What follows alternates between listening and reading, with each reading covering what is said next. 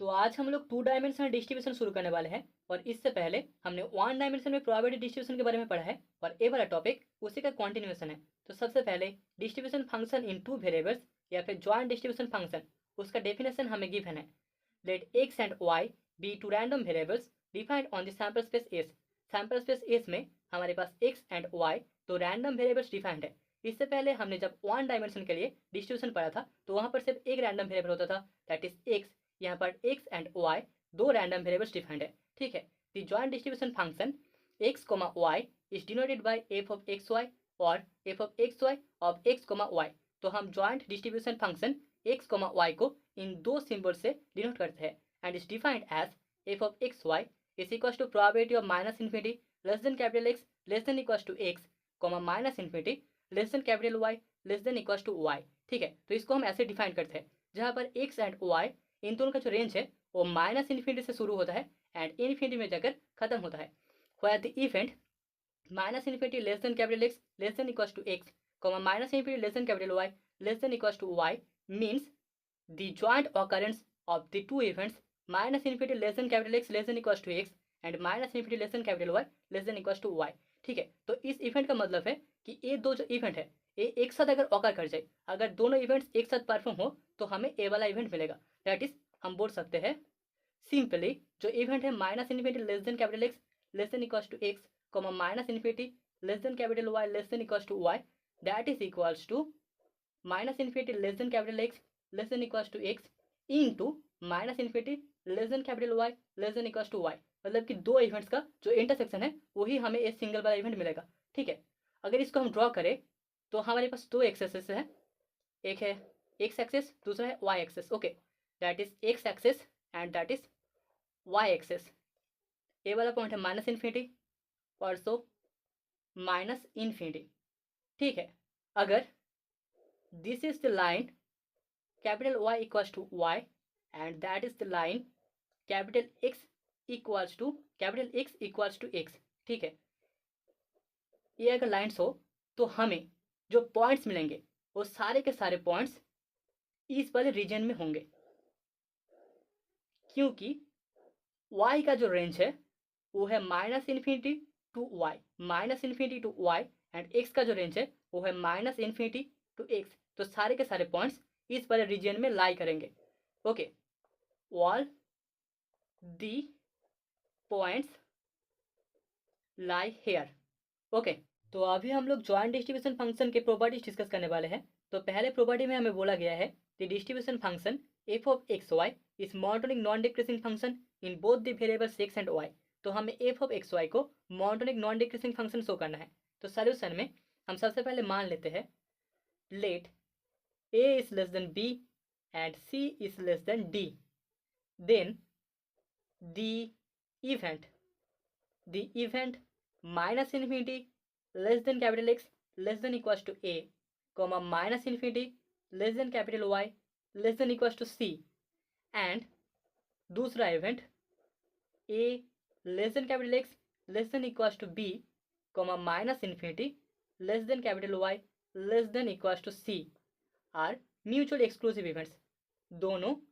Mutually exclusive events है। Okay, exclusive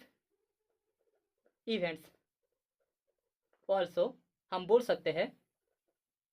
सो इन दोनों का जो एडिशन होगा या फिर यूनियन होगा minus infinity less than capital X less than equal to a, minus infinity less than capital Y less than equal to c plus a less than capital X less than equal to b, minus infinity less than capital Y less than equal to c। इन दोनों का union या फिर addition that is equal to हमें मिल जाएगा minus infinity less than capital X. अगर इन दोनों को हम कंपेयर करें तो यहाँ से हमें x less than equal to b मिल जाएगा and minus infinity less than capital Y less than equal to c। तो यहाँ से इन दोनों का एडिशन इक्वल टू हमें a मिलेगा। अगर इसको हम ड्रॉ करें तो that is y axis that is x axis, x y यहाँ पर a वाला लाइन है y equal to c that is x equals to a line and that is x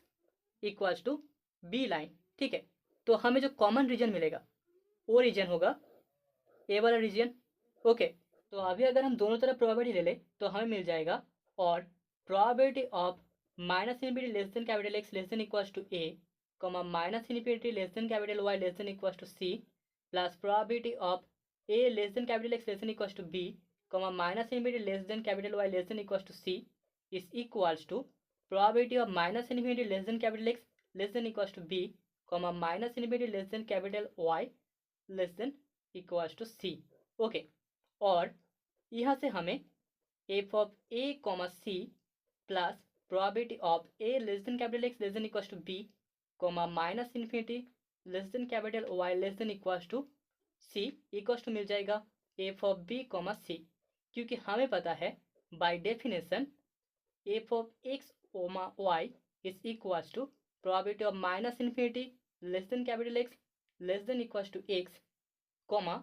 minus infinity less than capital Y less than equals to Y. ठीक है, तो यहाँ से हमें F of A comma C मिल जाएगा और यहाँ से हमें F of B comma C मिल जाएगा, और यहाँ से हमें मिल जाएगा probability of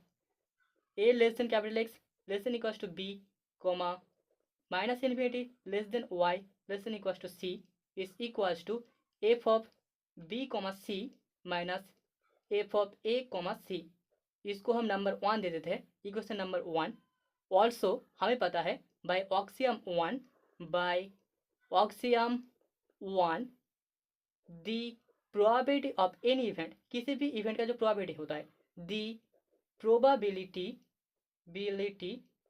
of any event is greater than और equals to 0, is greater than equals to 0। So हम बोल सकते हैं probability of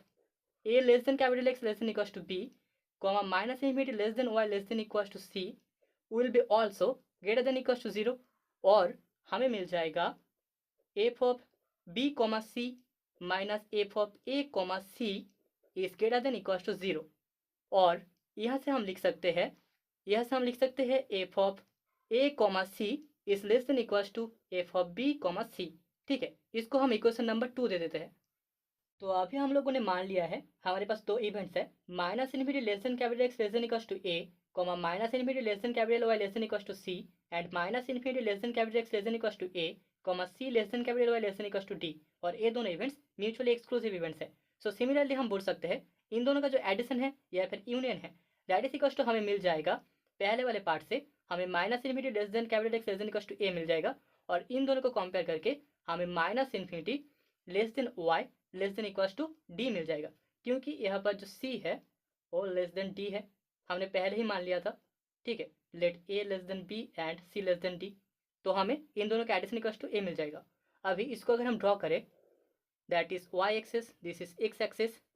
X Y minus infinity, that is Y equals to D line,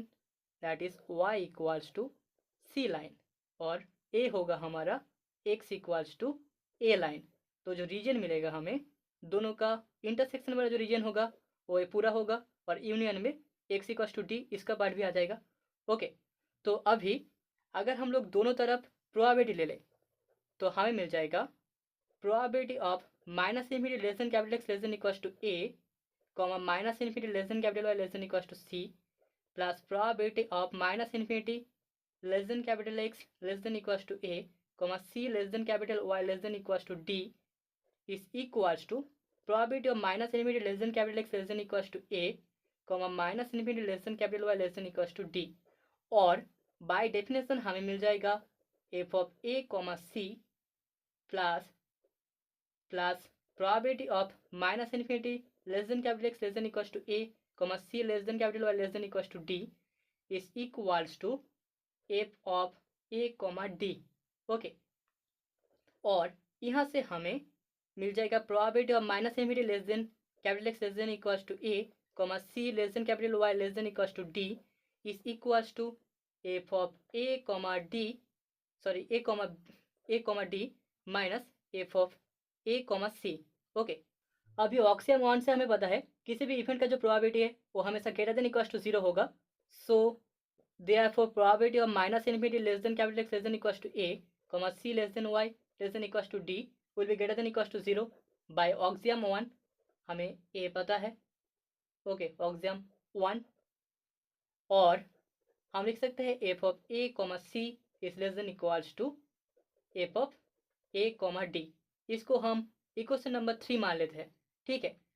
so form equation number 2 जहाँ पर हमें मिला था F of A comma C is less than equals to F of B comma C, and equation number 3 जहाँ से हमें मिला है F of A comma C is less than equals to F of A comma D, हम बोल सकते हैं we get the distribution function. जो डिस्ट्रीब्यूशन फंक्शन है, the distribution function is monotonic non